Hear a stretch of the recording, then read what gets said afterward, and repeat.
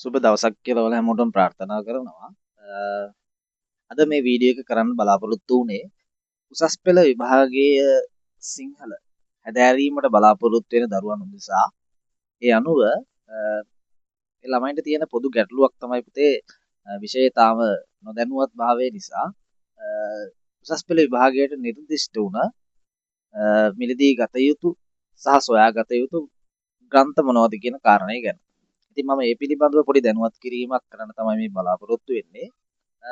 ඒ අනුව ප්‍රකාශ කරද්දී ඔයාලට පුතේ නිර්දිෂ්ට ග්‍රන්ථ යටතේ ප්‍රධාන වශයෙන්ම පුරාතන ගද්‍ය, ඊට පස්සේ පුරාතන පද්‍ය, නූතන පද්‍ය, නවකතාව, කෙටි කතා, ඊට පස්සේ නාට්‍ය කියන කොටස් වලින් ඔයාලට පුතේ ඔයාගේ සාහිත්‍ය පේපර් එක සැකසීම සිදු වෙනවා.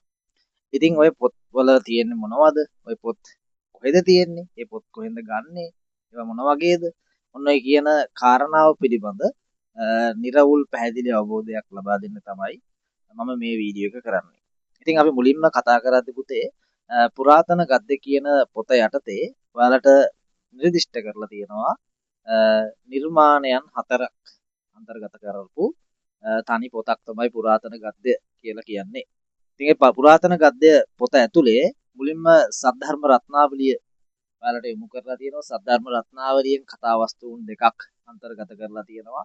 ඒ තමයි කුණ්ඩලකේශී කතා වස්තුව හා මට්ට කුණ්ඩලී කතා වස්තුව. ඊට අමතරව ජාතක කතා පොතෙනුත් කතා වස්තුන් දෙකක් ඔයාලට ඇතුළත් කිරීම සිදු කරලා තියෙනවා.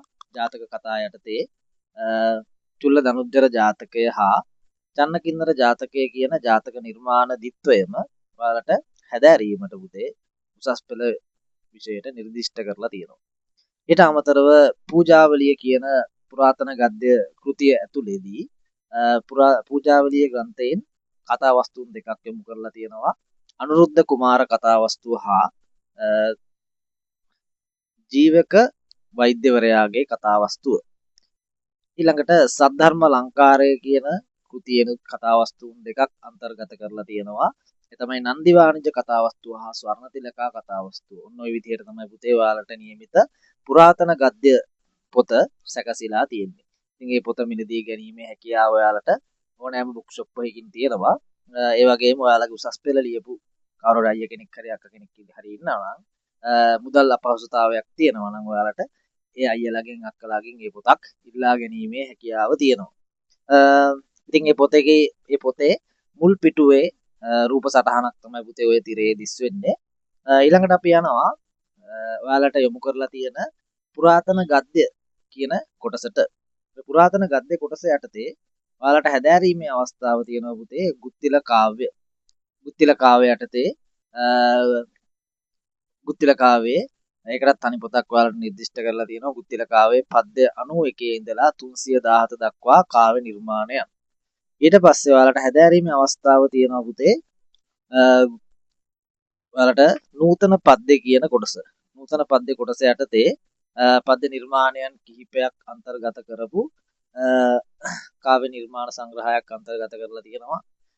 ඒ තමයි සමනලයා කියන ආනන්ද රාජකරුණාගේ පද්‍ය නිර්මාණය, නැලවිල්ල කුමාරතුංග මුනිදාසගේ, කුකුළු හැවිල්ල රැපියල් තෙන්නකෝන්ගේ, ලක්මෞනි මගේ ස්මහින්ද හිමිගේ, ඉගිලෙන සිහින සාගර පලන්සූරිය මහතාගේ, ලදුරු හැඟුම් ශ්‍රී චන්දරත්න මානවසිංහගේ, දෙවියන් මැරීම ජී.බී. සේනානායකගේ, පැසුණු පැන පී.බී. ඇල්විස් පෙරේරා කියන මහතාගේ, අඩසඳ මීමන ප්‍රේමතිලක කවියාගේ, තවමත් ඔබ මගේ එච්.එම්. කුඩිලිගම කවියාගේ, වන්නිය හැන්දෑව නිමල රත්න කුමාරගමගේ, මගුල් ගී අරිසෙන් අහුබුදුගේ, අබිනික්මන සිරි ගුණසිංහගේ, මාර යුද්ධයේ මහගම සේකර, අඳුර අපේ දුක නිවාවී ගුණදාස අමරසේකර, රන්තැටියට කඳුළු දයාසේන ගුණසිංහ, නාගල කන්ද විමල් දිසානායක, තුරුසෙනගහ තනපදුර ආර්යවංශ රණවීර, දේදුන්න පායාවේ හිටත් පාලමු උඩින් පරාක්‍රම කොඩිතුවක්කු, මොනිකාරුවන් පතිරණ කිවිදියගේ පොඩිදුව පද්‍ය නිර්මාණය,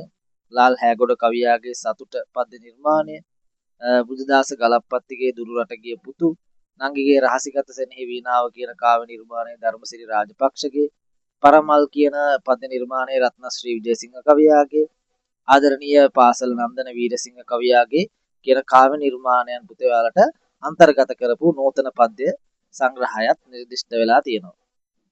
ඊට අමතරව අපි නවකතාව පැත්තට හැරුණොත් පුතේ නවකතා කොටස යටතේ ඔයාලට හදාරන්න තියෙන්නේ 아무තු දෙයක් නෙවෙයි සාමාන්‍ය පෙළ විභාගයේ ඔයාලට 9 වෙනි පරිච්ඡේදය අන්තර්ගත කරලා තිබුණු ලෙනාඩ් බුල්ෆ් මහතා විසින් රචිත විලේජ් ඉන් ද ජංගල් ඒක සිංහලට අනුවාදනය කරපු වැද්දේකම කියන නවකතාව ඔයාලට සම්පූර්ණ නවකතාවම පුතේ උසස් පෙළ විභාගයේදී අධ්‍යයනය කිරීමට යොමු කරලා තියෙනවා.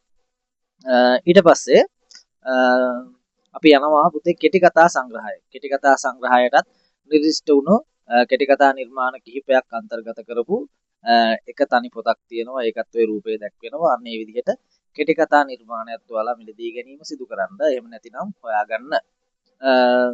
ඒ වගේම ඊට පස්සේ පුතේ නාට්‍ය නිර්මාණය. නාට්‍ය නිර්මාණය යටතේ ඔයාලට තියෙනවා මහාචාර්ය ඉදිරිවිට සරච්චන්ද්‍ර මහතාගේ ප්‍රේමතෝ ජායති සෝකෝ කියන නාට්‍ය නිර්මාණය. මේ නාට්‍ය පිටපතත් බුක් ෂොප් වලින් මිලදී ගැනීමේ හැකියාව තියෙනවා. මේ පොත මොන වගේද මොන වගේ පසුබිම් ඡායාරූපයක්ද තියෙන්නේ කියන කාරණාව ඔන්න ඔය උඩ දාලා තියෙන රූප සටහනෙන් ඔයාලට පැහැදිලි වෙයි.